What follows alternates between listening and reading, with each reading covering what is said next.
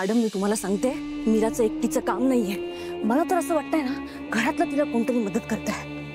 अनन्या. बरोबर, लाडकी वहिनी आहे ना तिची मीरा, म्हणून करत असेल. अनन्या असं नाही करू शकत माया. अहो मॅडम तुम्ही काय बोलताय? अनन्या नाही करणार मग कोण करणार आहे? मला तर असं वाटतं की काहीतरी वेगळं आहे. म्हणजे मीरा माझ्या खोलीत सुद्धा आली नव्हती. मग हे सगळं कसं घडलं? नाही मॅडम, कोणीतरी मीरा सोबत आहे. अंबिका, हे सगळं अंबिकानेच केलं असणार आहे. पण मायाला मी हे सांगू शकत नाही. कळतच नाहीये मला. म्हणजे तिच्या खोलीत जसा पसारा केला ना मी, अगदी तसाच पसारा माझ्या खोलीमध्ये होता. म्हणजे लाईक अ रिव्हेंज. मॅडम कळते का तुम्हाला? हे साधं नाहीये. रिव्हेंज या रिव्हेंज. मीरा सोबत कोणीतरी आहे, ती एकटं करू शकत नाहीये सगळं. कोणीही नाहीये माया. ती मीरा एकटीच तुला वरचढ ठरते. नाही मॅडम, जर घरातलं कोणीही नसेल तिला मदत करणारं, तर मग कदाचित एखादा आत्मा किंवा एखादं भूत हे तिला मदत करू शकतं ना. हा माया, तुझ्या डोक्यातले आता सगळे विचार बाजूला ठेव आणि फक्त उद्याची वाट बघ. कळलं? उद्या काय? उद्या मीराला मारायचंय.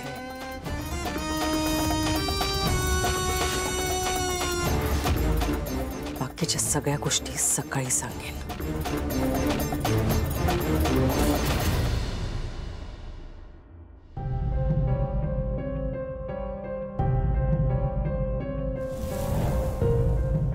त्या मायाला काय अद्दल घडवली आहे माहिती आहे मी? तिला वाटतं की ती एकटीच लोकांना त्रास देऊ शकते. पण तिला ना तुझं सुख बघवत नाही. मीरा, जाऊ दे ना ताई, काय फरक पडतो? फरक पडतो मीरा. तिने ही पेंटिंग खाली पाडून ठेवली आणि तू काय केलंस? ती पेंटिंग उचलून उलट ठेवली आहेस. उलटच ठेवणार ना ताई? का? जे नातच नाहीये ते मिरवण्यात काय फायदा आहे ताई? आणि असंही मला खोटेपणा अजिबात आवडत नाही. मीरा, नातं नाही असं कसं म्हणू शकतेस तू? अगं नातं आहे, प्रेम आहे, काळजी आहे, म्हणून तू हे अथर्वचं पॅकिंग करतेस ना. कर्तव्य म्हणून करतेय मी ताई. वेदाच्या बाबांची मी बायको नसले तरी सुद्धा वेदाची आई आहे मी. आणि त्या नात्याने वेदाच्या बाबांना काय हवंय काय नको हे बघायलाच हवं ना. तेच करते मी आणि तेच करत राहीन. मीरा, नाती अशीच असतात अगं. प्रत्येक नातं एकमेकांना जोडलेलं असतं. नात्यांची गुंफण असते ती. बाकीच्यांचं माहित नाही मला ताई, पण माझी नाती अशीच आहेत. मोजकी नाती सोडली ना तर बाकी सगळी नाती मी फक्त कर्तव्य म्हणून निभावणार आहे. मीरा, हे बघ, पाडव्याच्या दिवशी अथर्व जे काही बोलले ना त्याचे एकच कारण आहे अगं. त्यांना माझी आठवण येते, एवढंच. तुला माहितीये का, माझ्यानंतर त्यांच्यावर इतकं कोणीतरी कधी प्रेम करू शकते याचा त्यांनी कधी विचारच नाही केला अगं. माझं मन मला सांगते मीरा, त्यांचंही तुझ्यावर प्रेम आहे. आणि तू व्यक्त केलंयस ना आता तुझं प्रेम. तू बघ,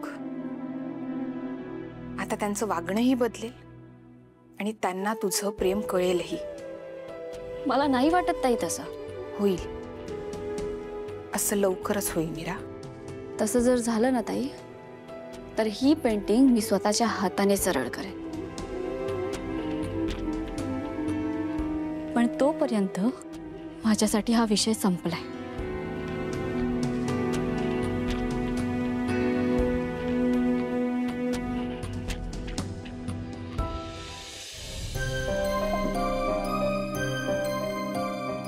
आई, मीठ आणि मोरी कशाला?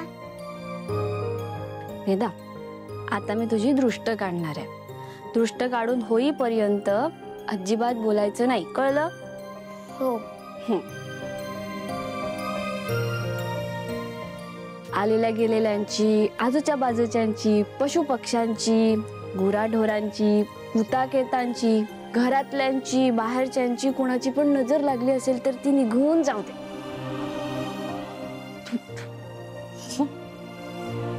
आई सांग ना ग, दृष्ट का काढतात? तुला काय करायचंय ग?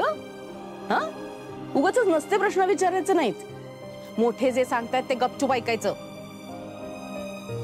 आत्या, लहान मुलांच्या प्रश्नांची उत्तरं आपण नाही द्यायची, मग कुणी द्यायची?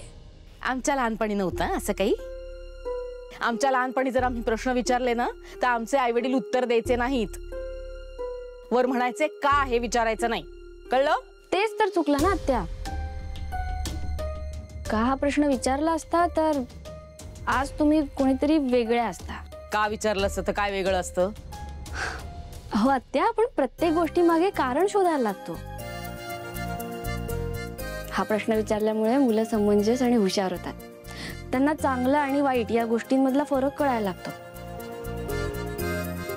का हा प्रश्न मुलांच्या आयुष्यात खूप महत्वाचा असतो.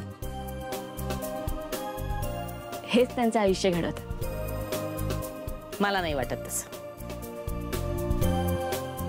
आत्या, अजून वेळ गेलेली नाही हा. तुम्ही पण हा स्वतःला प्रश्न विचारू शकता. बघा, तुमचे पण दिवस बदलतील. आणि कसं विचारायचं हे बघायचं असेल ना तर अहिल्याला बघा. अहिल्या? कोण अहिल्या?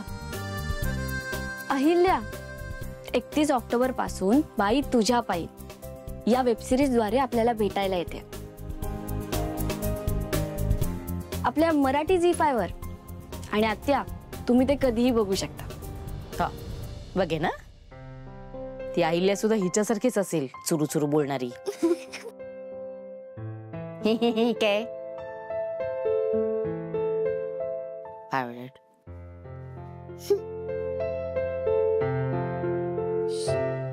आई सांग ना, दृष्ट का काढतात?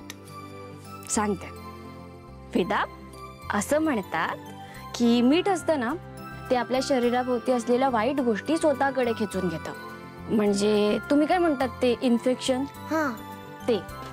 आता तू इतके फटाके फोडलेस, बाहेर खेळून सुद्धा आलीस, मग तुझ्या अवतीभोवतीच्या वाईट गोष्टी असतील ना त्या निघून जाणार. कळलं? हो. चल. नंतर एक पोरगी आली, एकदम धीट. आणि ती व्यक्ती म्हणजे अहिल्या वेसकर.